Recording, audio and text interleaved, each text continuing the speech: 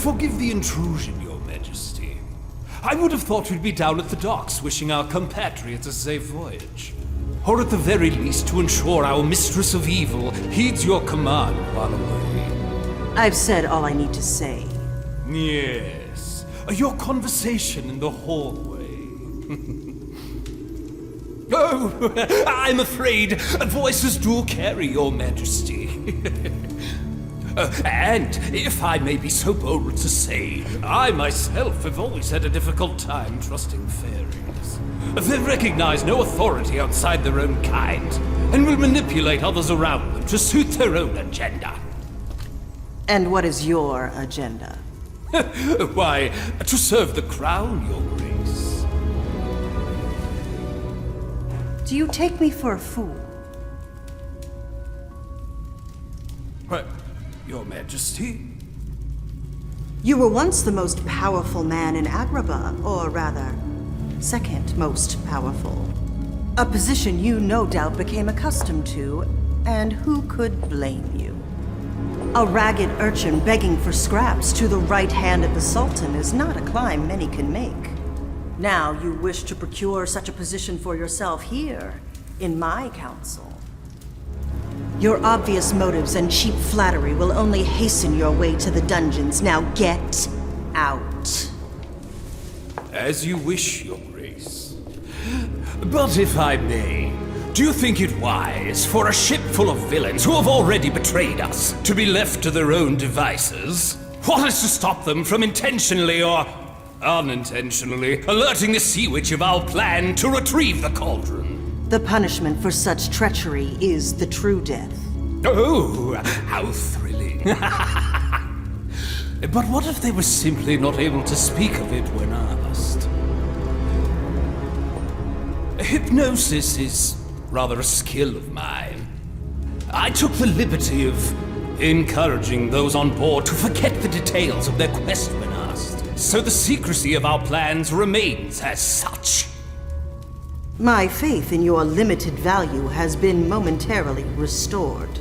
Oh, Your Majesty is too generous with her words.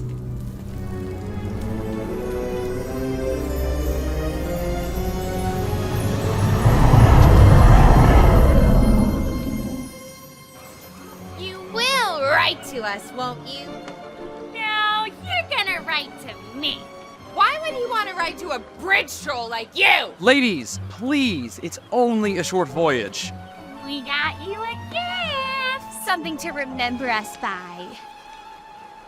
Ah, Mother says when you come back, you'll choose which one of us to marry. It shouldn't be a hard choice. I mean, look at you. ladies, I'd hate to come between another two sisters' love for one another. So perhaps it might be best for me if I don't marry either of you. Not marry either of us! But Mother says! I don't care what your mother says. Well, we'll see what Mother says about this. This is all your fault. My fault? You ruined it with your face. You ruined it with your voice. Well, we'll see what Mother says about this. Mother! Excuse me, sir. What?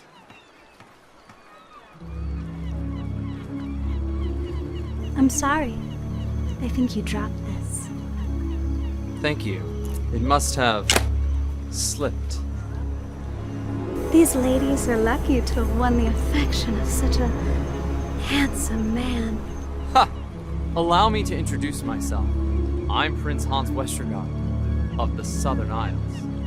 A prince? Then that must be your ship? Oh, yes. We're embarking on a diplomatic voyage on the Queen's orders. How exciting. Where exactly are you headed? Why, we're... oh. Well, I'm sure it must be very exciting, nevertheless. I've always longed to sail the seven seas with a dashing escort. Milady, it would be my privilege for you to accompany me on this voyage. But the crew simply wouldn't allow it. Oh, I'm sure a prince can find a way to accommodate a lady aboard his vessel. Yes. Tell the crew you're an honored guest of the Queen, and wait in my quarters until I come for you. Thank you, handsome. I just know this will be a voyage you'll never forget.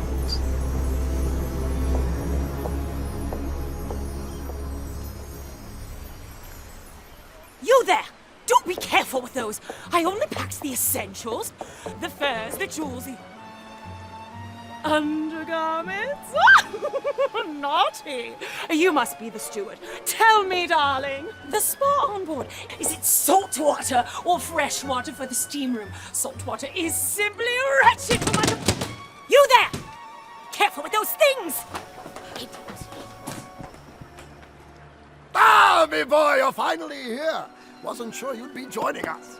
I've taken the liberty of releasing your crew. Wasn't room for all of us. You did what? You know, lad, it's bad form to bring additional crew on board without telling the captain.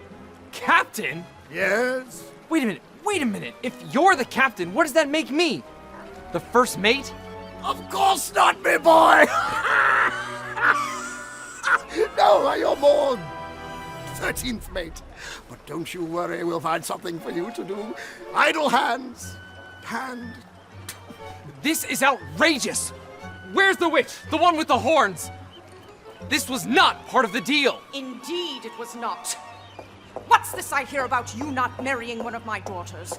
When I financed your voyage here, I was quite clear about the terms of my patronage. In exchange for removing the 12 obstacles in the way of ascending your Southern Isles throne, you will marry one of my daughters and make her a princess! Madam, your description of your daughters was not entirely accurate. And you had no right to dismiss my crew. Keep your voice down, Hans. Hans! Whatever. The haunt mistress you speak of is below deck right now. We don't want to disturb her now, do we? But this isn't fair! Ha! My dear boy! Ah!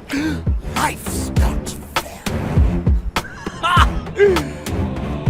In Never Land, where your dreams take flight, a sailed with honor, guided by what's right. But beneath the surface, a truth unseen, life's a cold, heartless, ruthless machine. A captain well-respected, now a joke of the land. You can't command when you're missing a hand. When the world needs something to fear, to see clear, hold my beer. Enter Hook, the villain of their dreams, and he writes the rules in his twisted schemes. He won't conform, he'll manipulate, find advantages while others hesitate. An opportunist finds a way to navigate the maze, find an opening, and then I let the fire blaze. Cause life's not fair, it's a game where the righteous suffer and the wicked rise to fame. There's no fair on the open ground where the weak are lost and the strong survive. It's a cutthroat world when the scoundrels thrive, cause life's not fair. Honestly, Haynes. Hans! Gesundheit. I'm a little surprised you didn't see this coming, boy. When the Westergars find out about this, I am a prince. You will respect my authority. A prince may be born to privilege, but he inevitably learns. No one is going to respect you until you make them respect you. In a world of glass slippers and enchanting dreams, you live happy ever after, or so it may seem. I followed every rule so carefully, but the world said that's not how it's going to be. A happy marriage over, now a widow and broke. From a mansion in the country to society's joke. A woman in a man's world must survive, so I wrote my own rules and thrived. Now they call me cruel and heartless, a woman of spite. But no one saw the battles that I had to fight, cause in a world where weakness is a deadly sin, I learned to rig the game so I'd always win. Every move I made was a grand illusion, dance of deception, truth and seclusion. No longer charmed by a tender thrill, now I forge ahead with an iron will. Life's not fair on the open side where the weak are lost And the wealthy thrive. It's a cutthroat world where the strong survive, cause life's not fair. There was once a time I would chart my course with honor as my guide. But in the unforgiving tide, I learned the weak are all denied. They may call us names, But we won't be blamed for the truth we have and hold. Cause fortune only favors the bold. Life's not fair for the weak of heart. Where the virtuous will get torn apart. All us wicked will play the part, cause life's That's not fair. Just like we rehearsed plans. And the strong survive. Cause life's not We swear that I'm so glad we were able to straighten things out. Do enjoy your voyage.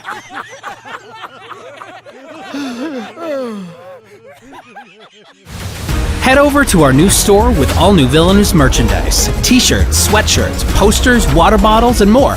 Just follow the link in the description below. Did you know that the Villains Lair is fully funded by our patrons? That's right.